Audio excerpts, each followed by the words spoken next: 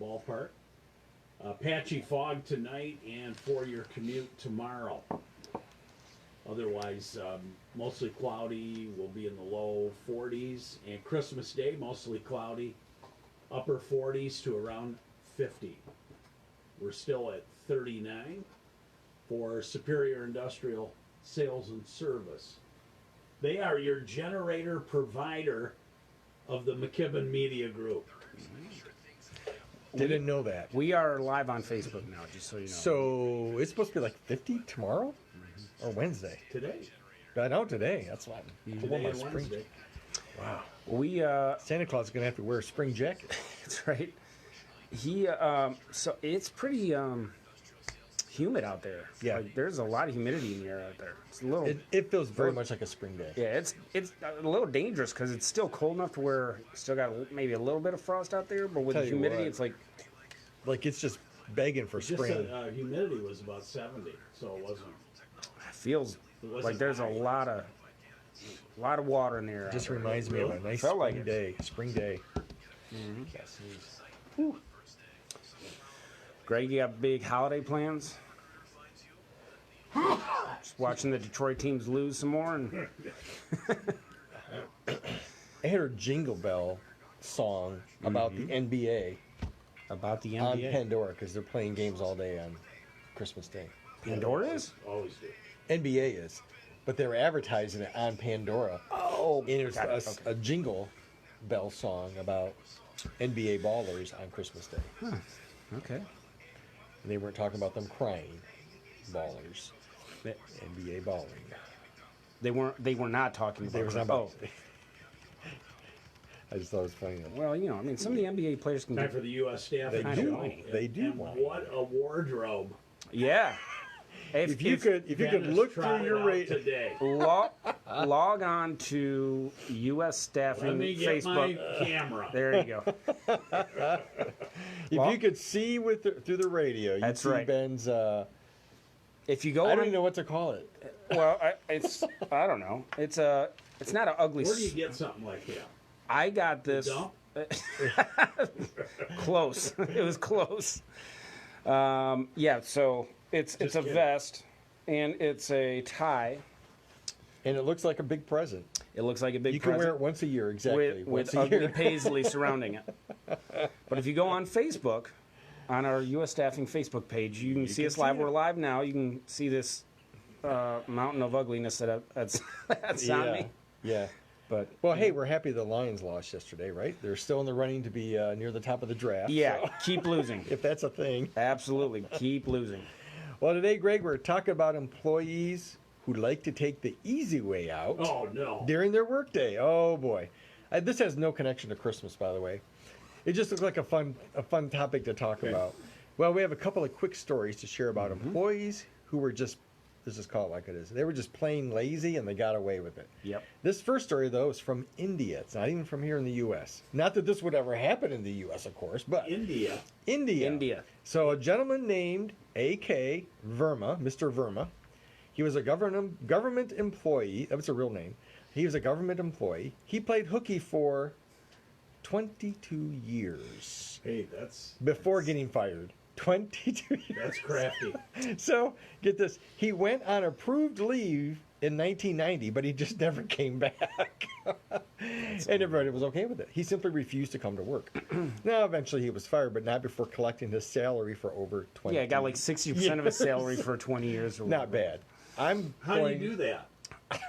That is a lack of oversight at the company, I'm going to say. Don't even know how to answer that question. I know. Yeah.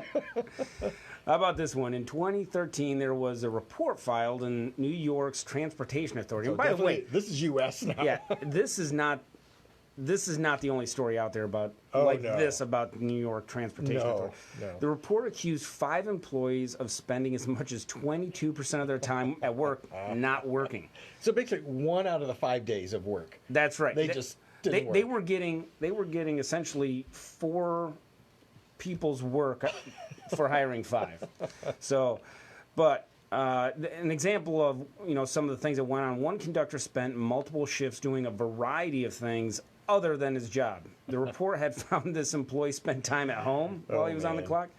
went to fast food restaurants. Like if you're at lunch, like okay, that might like That's 4 you hours. can kind of like maybe 4 hours. argue through that. Like 4 hours at McDonald's. but he was also spotted at Home Depot, which I don't know how you. I don't know. As a conductor, I don't know how you. Like, why would you go to the Home Depot and wander around the whole If you're a day? conductor, Anyways. I have no idea. Yeah. So eventually he was fired, but not before racking up, his salary and benefits all along the I way. want that job. Well, needless to say, lazy workers sometimes take the easy way out. Now, somewhat related, but not lazy now. We're switching gears here a little bit. We found an article by researchers at Northwestern University, Ben's alma mater. Mm-hmm. They explored the topic of doing the easy things and not the hard things at work. In fact, these researchers wrote an article that's called Why You Should Skip the Easy Wins and Tackle the Hard Tasks First. Kind of an interesting article, an interesting approach here. Yeah, there are weeks when we're just slogging through, trying to make it to the weekend.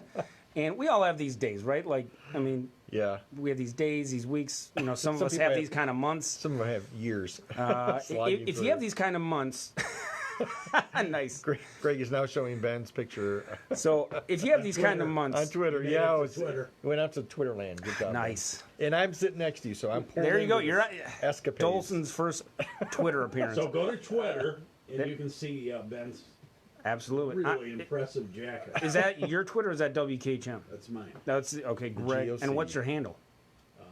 At GLC970. There you go. GLC970. I'm actually connected to Greg on Twitter. Yeah. So anyway, our to-do list is jammed up with minor tasks like answering emails, calling people, working on reports. But we also have more complex activities that we need to get done, like working on new projects, dealing with employee issues. So in the midst of all the chaos, the big question being asked here is, are you more likely to choose the easy or the hard tasks? And the researchers found some stuff on that, didn't they? Naturally, most of us gravitate towards those easy ones first. Shocking. I know. It's like, or you don't even have a list. Just do the easy things in front of you, right? Well, research at the Kellogg Institute at Northwestern confirms that people tend towards simpler tasks when they're struggling with a heavy workload. But the research also shows that this strategy doesn't really pay off in the long run, does it, Ben? Now, according to the Northwestern researchers, decisions to choose the easy tasks over the hard tasks have a number of negative effects. For example, avoiding these hard tasks for long periods of time cuts off opportunities to learn and improve. Yeah. In other words, doing the easy things and not the hard things doesn't allow us to, those learning I think opportunities. that's interesting because I've never thought about, like, if you do the easy things all the time, you really never challenge yourself. It's like lifting Absolutely weights. right. You never Yeah. exercise your. Most people want a challenge at work, and they also want opportunities for development and that sort of thing. Another negative consequence, though, of avoiding those hard tasks and only focusing on the easy ones, is this: it develops a sense of it's a false sense of progress. Like it's a false sense of you're getting something done when you're really not. Short term, people could actually feel satisfied. Yeah. Emphasize the word feel satisfied. And less anxious about choosing the easy task to knock out first. But the feeling really is just an illusion. Yeah, that's right. So, this strategy feels like boosting productivity, Right. But it's really not. From the research in this article, people's long-term performance actually suffers because they're learning to work down to their absolute Yeah. lowest potential. So Yeah. they're not sharpening that sword or those skills. So Working down to their potential. that's right. Getting the false sense of progress creates a feeling of productivity, but that's all it is. It's not the reality It's of the not situation. really. So to help avoid the temptation of taking on only the easy tasks, these researchers suggest two actions. First, managers should be intentional about encouraging workers to tackle difficult tasks. The research found that long-term productivity is actually achieved when managers do more careful planning to make sure people are given opportunities to learn through completion of tasks. Like do something hard in your life, you might learn something. It's Yeah, kind of absolutely. kind of the message here. Yeah, managers need to make sure their employees feel challenged, and doing the hard things forces learning to happen. And finally, the research also suggests that managers break up those hard tasks into bite-sized pieces. So, you want them to get the satisfaction of completing some hard tasks, and it might be insurmountable if you what's that old adage? You move a mountain one pebble at a time. Yeah. That's the kind of You thing don't want that to we're pound them into the sand with a big heavy task. Give them That's some right. easy stuff in there too. Well, breaking down complex tasks into small milestones will help employees be challenged and, like you said, grow along the way. Now, listen, if you're an employer with some employees who don't want to do the hard task, well, then maybe they are just, let's just call it the way it is. Maybe they're just lazy employees and they need to be replaced. Yeah. I know it's being brutally honest for the week of Christmas, Hey. but that's just the way it is. They're going to be successful somewhere. It's just not going to be here. If this describes your work, if you have a lazy workforce, okay, let's just say it that way. Pick up the phone and call us. Isn't that terrible? But that's what we're talking about. That's right. If you got some folks on your Happy team, holidays. Happy Happy holidays. holidays. You're lazy. You need to go. We have a long list though of talented individuals who are motivated and they're looking for an opportunity, They are. Ben, Yep. to be noticed in the new year.